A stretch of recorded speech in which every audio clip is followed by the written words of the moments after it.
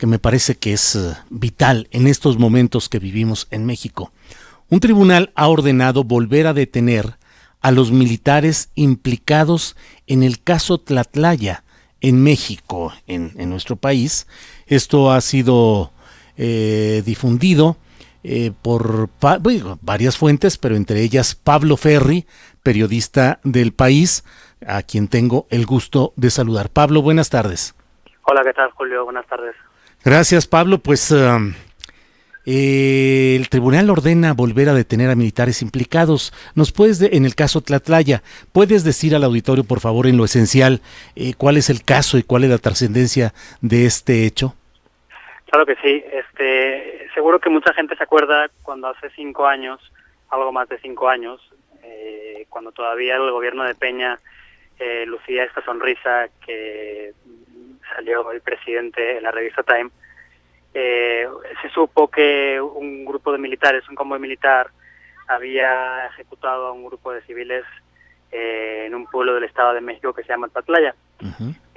Al principio la Secretaría de la Defensa dijo que había sido un enfrentamiento, que habían muerto 22 civiles armados, 22 agresores, como suele identificar la Sedena en el enfrentamiento, y que había resultado herido un militar. Luego, testigos de lo ocurrido dijeron que eso no había sido así, que había habido otro evento de disparos después del enfrentamiento, que los militares en ese segundo evento de disparos habían ejecutado a los supervivientes. Según la investigación que hizo en su día la Procuraduría General de la República, estos asesinados habían sido 8, pero la investigación de la Comisión Nacional de Derechos Humanos elevó este número a entre 12 y 15.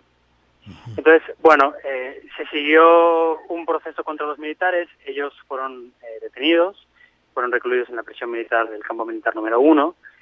A 3 de ellos se les acusaba de homicidio y de encubrimiento por alterar la escena del crimen, por sembrar armas, mover cadáveres, etcétera. Uh-huh. Y a los otros 4 se les acusaba de ejercicio indebido del servicio público. Entonces, hace 3 años, en 2016, la defensa de los militares logró que el juez no tuviera en cuenta parte de las pruebas que había aportado la PGR, y por tanto, a la hora de decidir si ameritaba prisión o no los delitos por los que les acusaban, el juez dijo no, tienen que ser liberados.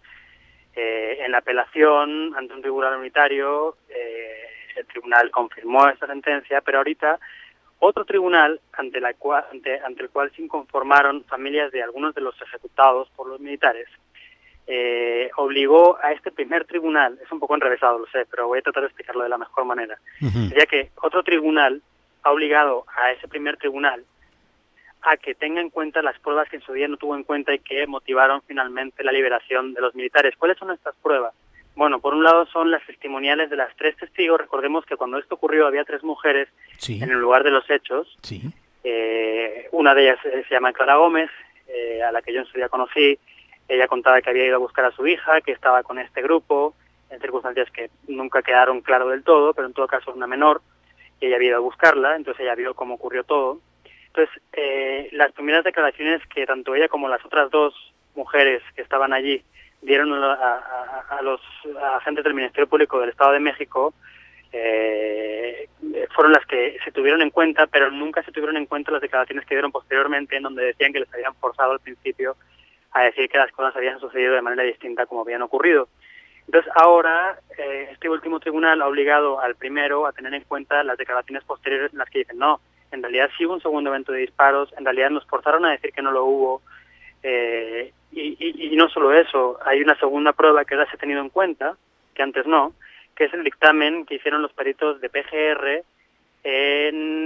sobre cómo los militares alteraron la escena de los hechos, uh-huh. que tampoco el tribunal había tenido en cuenta. Entonces ahora, con las declaraciones posteriores a la primera de las 3 testigos, que no están viciadas por presiones y tortura en algunos de los casos, y el dictamen de la PGR, el tribunal ha ordenado volver a detener a los 7 militares que participaron en los hechos, 3 de ellos, acusados por homicidio y encubrimiento, y el resto por ejercicio indebido del servicio público.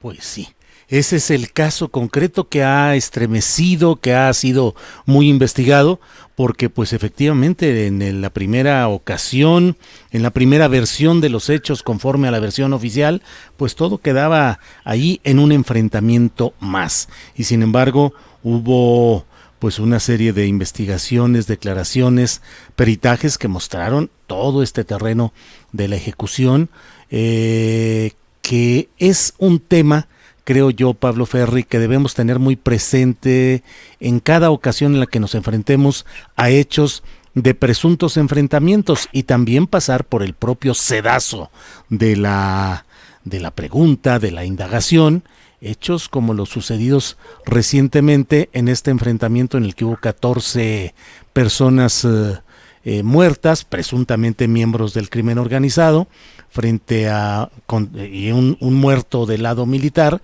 en circunstancias que hasta gráficamente resultan muy propicias para indagar cuál fue la verdad ahí, porque si nos hubiéramos quedado en Tlatlaya con la primera versión que dieron las autoridades estatales y federales y militares, pues la cosa hubiera sido simplemente un enfrentamiento con este alto índice de letalidad, es decir, la desproporcionada cifra de muertes de un lado frente a una muy pequeña del otro lado, parecido a lo que sucedió en este caso que estamos hablando de 15 muertos, 14 civiles y solamente un militar herido. Creo que por ahí va la reflexión y la importancia de casos como este, Pablo.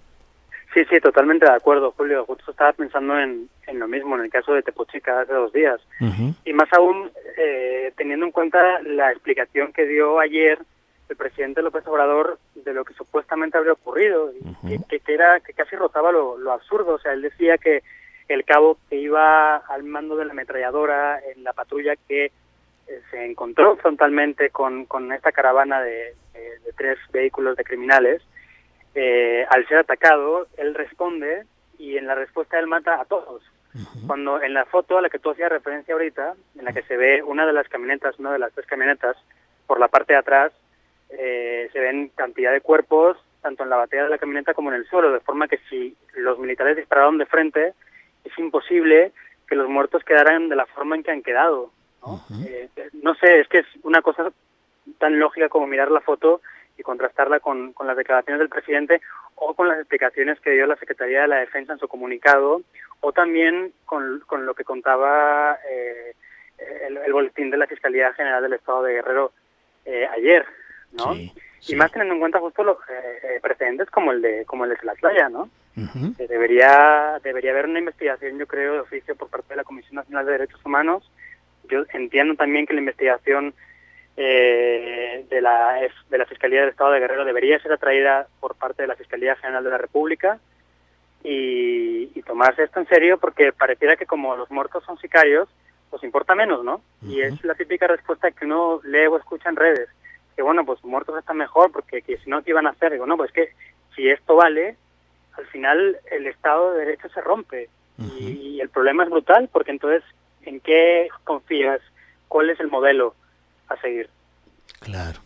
Pues Pablo Ferri, periodista del diario El País, agradezco mucho la posibilidad de platicar contigo y que asuntos como el que has planteado en este texto nos sirvan como punto de referencia para entender, para fortalecer la importancia y la necesidad de la investigación y del esclarecimiento de todos los hechos en los que pueda haber estas sombras de duda que luego, con frecuencia, terminan siendo confirmadas. Pablo, muchas gracias. Muchas gracias a vosotros, Julio. Un abrazo. Hasta luego, gracias. Bien, vamos a